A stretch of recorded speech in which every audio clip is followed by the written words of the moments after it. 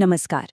एक सवाल है जो शायद हम सबके मन में कभी ना कभी आता है कि जब सब कुछ हो तब भी एक खालीपन सा क्यों लगता है, एक बेचैनी सी क्यों रहती है। तो आज हम श्रीमद् भागवत के तीसरे स्कंद में गोता लगाएंगे और इसी गहरे सवाल का जवाब खोजने की कोशिश करेंगे। देखेंगे कि सृष्टि, चेतना और सच्ची मुक्ति के बारे में क्या रहस्य उजागर होते हैं। तो ये जो पूरा विश्लेषण है ना, ये इसी एक सवाल से शुरू होता है और इसका सबसे बड़ा उदाहरण है विदुर। सोचिए, एक ऐसा इंसान जिसने सच की खोज के लिए एक पूरा का पूरा राज्य छोड़ दिया। उनकी कहानी हमें ये दिखाती है कि असली शांति आखिर मिलती कहाँ है और कैसे। तो कहानी शुरू होती है विदुर से। अब विदुर कोई आम इंसान नहीं थे, वो बहुत बुद्धिमान थे, धर्मी थे और हस्तिनापुर के प्रधानमंत्री भी थे। लेकिन हुआ क्या? जब सच बोलने की सजा उन्हें अपमान के तौर पर मिली तो उन्होंने एक पल भी नहीं सोचा, अपना धनुष, अपना राजसी पद सब कुछ छोड़ दिया। वो ये बात बहुत अच्छे से समझ गए थे कि ये जो बाहरी सफलता है, ये पद है, ये सच्ची अंदरूनी शांति की गारंटी नहीं दे सकते। विदुर की ये जो यात्रा थी, ये सिर्फ एक शहर से दूसरे शहर जाने वाली यात्रा नहीं थी। नहीं, ये तो अपने अंदर उस परम सत्य को खोजने की यात्रा थी। और फिर जब उन्हें यह खबर मिली कि श्री कृष्ण अब इस दुनिया में नहीं हैं, तो उनकी ज्ञान की प्यास और भी बढ़ गई, और भी गहरी हो गई। अब बस एक ही लक्ष्य था उनके सामने, किसी भी तरह मैत्रेय ऋषि से मिलना, क्योंकि मैत्रेय ऋषि ही वो थे जिन्हें सीधे कृष्ण से ज्ञान मिला था। और फिर आखिर वो पल आ ही गया। गंगा के पवित्र तट पर विदुर की मुलाकात मैत्रेय ऋषि से होती है, और बस यहीं से शुरू होता है वो ऐतिहासिक संवाद। अस्तित्व के सबसे बड़े सवालों पर एक ऐसी चर्चा जो आज भी, हजारों साल बाद भी हमारा मार्गदर्शन करती है। और देखिए, विदुर ने क्या मांगा? कोई राजपाट नहीं, कोई धन दौलत नहीं, उन्होंने ज्ञान मांगा। और उनके जो सवाल थे ना, वही इस पूरी ज्ञान यात्रा की बुनियाद हैं। वो पूछते हैं, आखिर ये दुनिया बनी कैसे? ईश्वर और हम जीवों का रिश्ता क्या है? और सबसे सबसे जरूरी सवाल, ये जो जन्म मृत्यु का चक्कर है, इससे हमेशा के लिए आजाद कैसे हुआ जा सकता है? तो मैत्रेय ऋषि जवाब देना शुरू करते हैं, और शुरुआत करते हैं भगवान की ऊर्जा यानी माया को समझाकर। देखिए, माया अपने आप में अच्छी या बुरी नहीं होती। ये तो एक दो-धारी तलवार जैसी है। इसका एक चेहरा है योग माया, जो हमें परमात्मा से जोड़ती है, मुक्ति दिलाती है। और दूसरा चेहरा है महामाया, जो हमें दुनिया की चीजों में, रिश्तों में ऐसा उलझाती है कि हम परम सत्य से दूर हो जाते हैं। माया को समझाने के बाद मैत्रेय ऋषि अब सृष्टि की वो अद्भुत कहानी सुनाते हैं कि कैसे एकदम शून्य से ये पूरा ब्रह्मांड अस्तित्व में आया।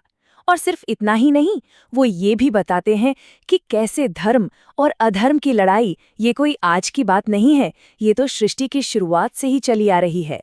जरा सोच कर देखिए, ब्रह्मांड की शुरुआत से भी पहले महाविष्णु कारण सागर में विश्राम कर रहे हैं, और फिर उनकी नाभि से एक बहुत ही भव्य कमल निकलता है, और उसी कमल पर प्रकट होते हैं ब्रह्मा, इस ब्रह्मांड के पहले रचयिता।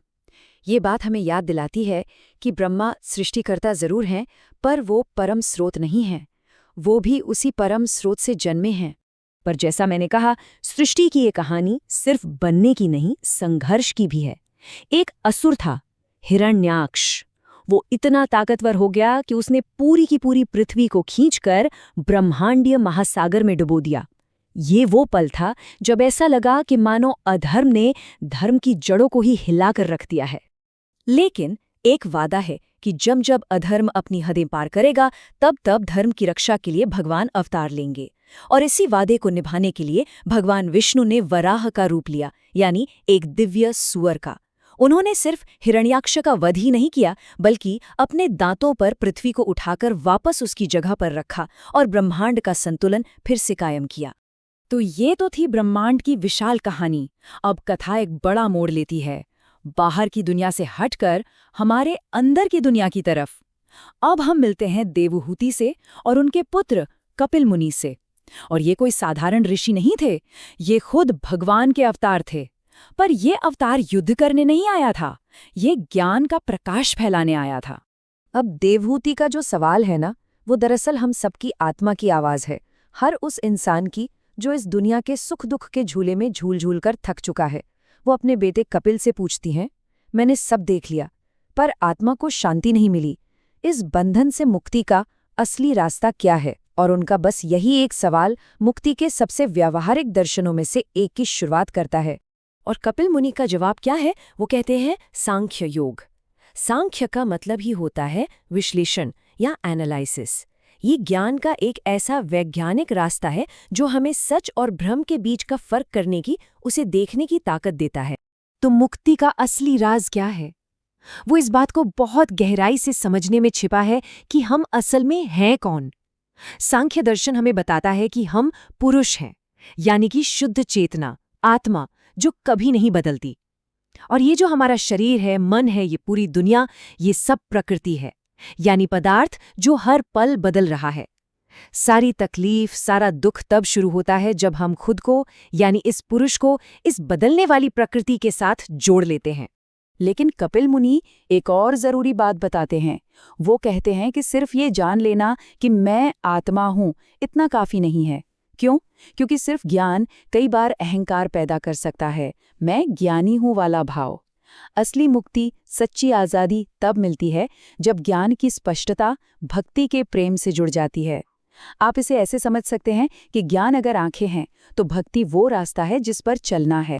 पर हाँ, ये रास्ता बिल्कुल आसान नहीं है, और इसीलिए कपिल मुनि हमें उन 5 रुकावटों के बारे में भी आगाह करते हैं जो इस रास्ते पर आती ही आती हैं, जैसे साधना करने में आलस आना, मैं ही सब जानता हूँ वाला घमंड, या फिर रास्ते पर ही शक हो जाना। और कमाल की बात यह है कि इन रुकावटों को पहचान लेना ही इन पर जीत पाने का पहला कदम है।